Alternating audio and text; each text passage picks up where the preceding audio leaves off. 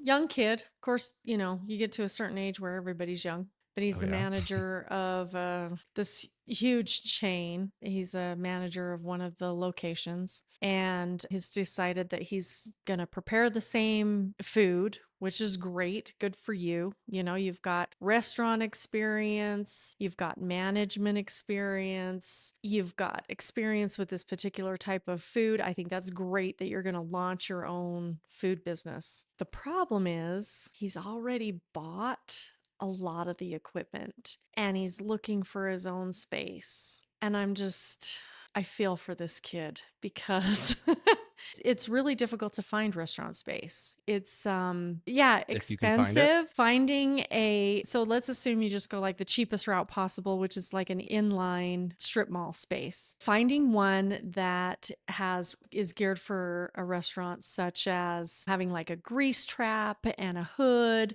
things like that, extremely rare, and it is extremely competitive for those spaces. So when they do come open, they do not last long. It is very competitive. There are a lot of people that have been in the restaurant industry or the food industry for a long time that are looking for a space, and those spaces go fast. The other thing with those spaces is they can be really expensive depending on what area you're in. If you're like in an older inline strip mall, you can probably get something for around like $3,000 a month. But if you're in like a newer area or a nicer area, you're looking at like 10 grand a month. So, which is great if you've already got a proven concept, you already have a following, you have regular customers that you can count on to get you at least most of the way to that revenue. Because I think part of the misconception is that you're just going to open your doors at your location and the people will come.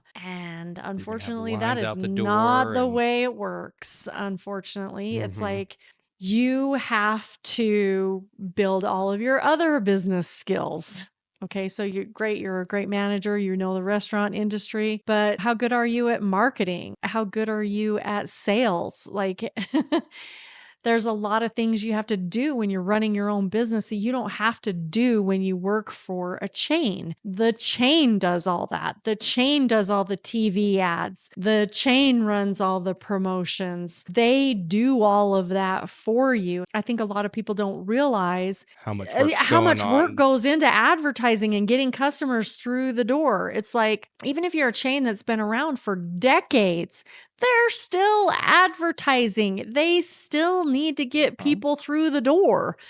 And so, unfortunately, it's like, oh, I felt bad for this guy because he had already bought some equipment. And I'm like, oh, okay, you're in it now. mhm, yeah, you're kinda And it's like, getting yeah, you're committed about to now. learn a hard lesson one way or the other. Maybe you open your own location to take your equipment to, but who are you going to sell to? It's like your friends and family can only buy so much food. Like, Right?